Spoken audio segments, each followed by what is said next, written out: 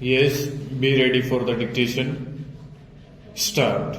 Now, sir, our honorable members will recall that the bill was introduced in the House of the People on the 2nd September 1953. Stop. It has had a long history and in one form or another it has been before the public since the end of 1949. Stop. In the statement of objects and reasons, the various stages through which the bill has passed since 1946 have been summarized, and I need not recapitulate on this occasion the circumstances in which the then Government of India took the decision in early 1946 to initiate an inquiry into the reform of our company law. Stop. I would remind honorable members that between 1946 and 1948 the entire field of company law was carefully reviewed by two distinguished company lawyers who were appointed to recommend the broad lines on which the present act should be revised. Stop. Their recommendations were examined in the then Ministry of Commerce, and certain tentative departmental views which emerged were circulated in a comprehensive memorandum to all recognized trade and industrial associations, bar associations, the high courts and the state governments.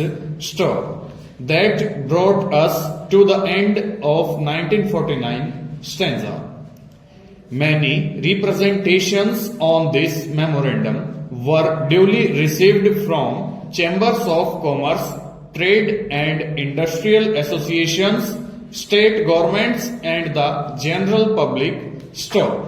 At the end of 1950, the Government of India appointed a committee under the chairmanship of Shri Bhabha to go into the entire question of the revision of the Companies Act with particular reference to its bearing on the development of trade and industry in this country. Stanza.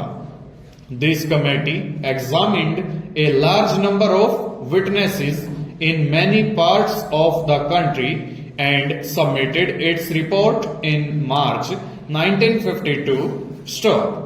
This report again was circulated to all state governments, chambers of commerce, trade associations, high courts and many other bodies.